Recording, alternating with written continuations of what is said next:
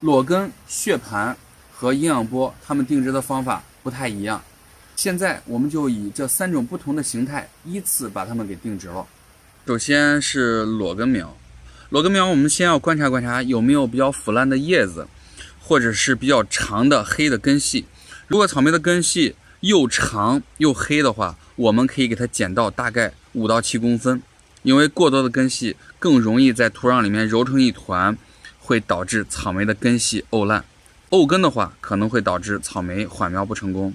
因为我基本上不育裸根草莓苗，所以我这棵裸根草莓苗是前面没有接触营养波，长在硬土上，也没有浇水的，所以它的根系很一般。咱就拿这个做一个示范。如果根系这边上有比较枯的叶子什么的，我们可以把它打掉。我们现在裸根定植呢，主要是把这个根系呢尽量的让它散开，散开的话更有利于它发新根。这是一个1加仑的盆子，我里面已经放好了基质。在这个时候，在盆子中央的部分，我们手挖一个坑，然后把草莓的根系呢尽量的给它打散，放在里面压下去，然后手去从草莓的周围向中间拢这个土，这样的话就把草莓的根系压在了基质里面。定植完之后呢，就是大家通常说的深部埋心，浅不露根。什么是心？就是草莓新叶长出来的地方，这个就是草莓的心。我们现在让它基本上基质跟它的草莓的心，也就是生长点是一个水平或者高一点点，因为我们一旦浇水，这个基质还会下沉。浅不露根就是草莓的根系不要露出来，深不埋心，浅不露根。还有人说弓背朝外的问题，弓背朝外是那种大田种植，它种在草莓垄上才要注意的问题。我们种在一个花盆里面，你弓背朝哪都行，只要把草莓基本上定植在比较靠中间的位置就可以了。现在裸根苗种植在基质里面或者土壤里面之后，我们一定要浇一个我们大家常说的定根水。什么叫定根水呢？就是让盆里的基质或者是土壤呢跟草莓的根系紧密的包裹，这样根系被土壤和基质包裹紧了，它才能更快的发出来新的毛细根。定根水怎么浇呢？定根水就是一定要把它浇透，浇到我们的这个盆土饱和，从下面开始流水为止。刚才漏掉了一个小细节，就是我们的这个基质提前是要给它打湿的，而不是干的。看我的这个基质都是比较湿的，为什么呢？如果你的基质比较干，它碰到了草莓根系，就会更容易造成草莓根系的受损。所以这个情况下，我们的裸根苗这样就定植完了。血盘苗相对裸根苗来说，它的定植更简单一些，因为它的根系呢被基质包裹着，外面的根系可能经过包装和运输受损了，但是相对里面的根系还是保护的比较好的。那么我们拿到了这样一个血盘苗之后，看一看它的根系是否缠绕的比较多。我的这棵草莓苗的根系就比较一般，那下面因为它之前在血盘里面根系会有一个缠绕的情况，建议大家把这样一个根系呢最下部的位置根系稍微打散一点，也会避免草莓的根系缠绕在一起，到后期造成沤根缓苗不成功的一个结果。还有一个就是，如果根系过于长，我这根系不是特别长，如果根系过长过多的话，我们可以在这儿用剪刀把这些根系给剪断一部分，因为适当的断根会更加促进它的新根发出。同样是拿一个盆子，在这个时候我们还是挖一个坑，把这样血盘苗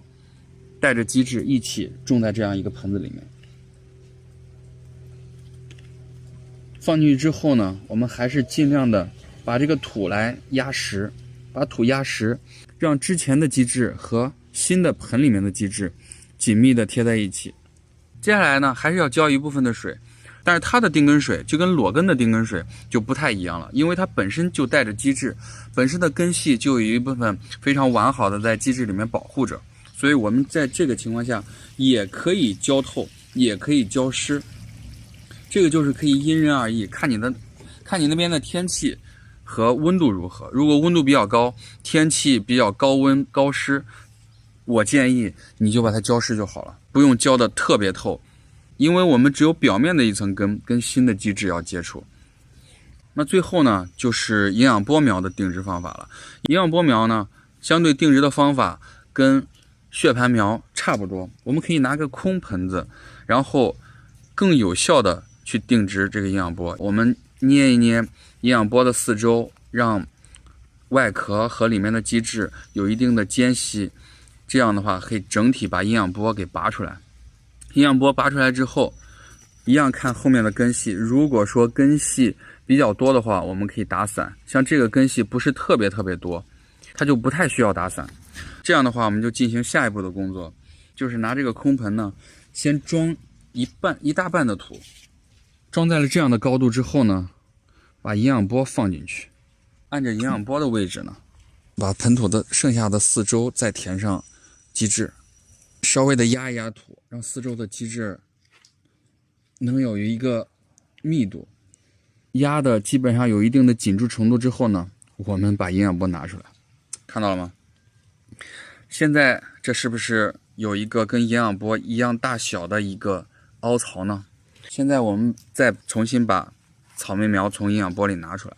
这个时候把草莓放进去，是不是就严丝合缝的把这颗草莓苗就放进去了？稍作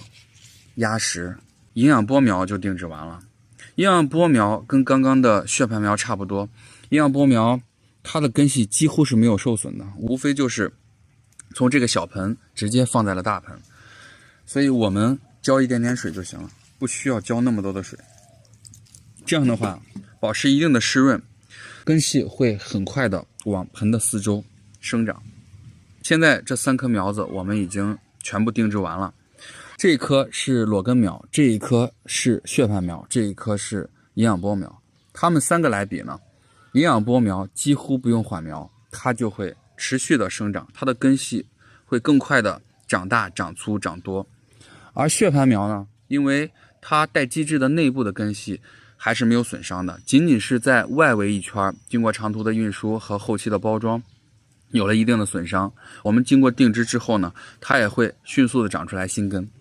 而裸根苗，它的根系在运输过程当中，根系是有一定受损的情况的，所以它重新定植在基质里面会需要更久的时间来缓苗才能长出新根。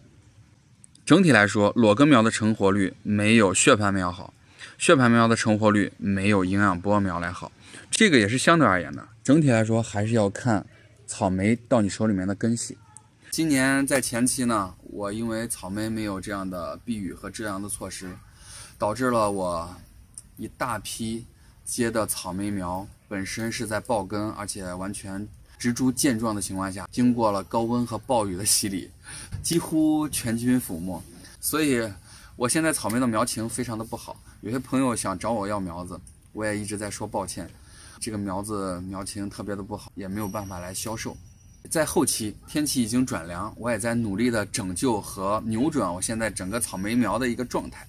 咱们现在也是越来越多的朋友啊，在家里面阳台上，在露台上，在自己的小庭院里面种草莓，我们会遇到各种种草莓的问题。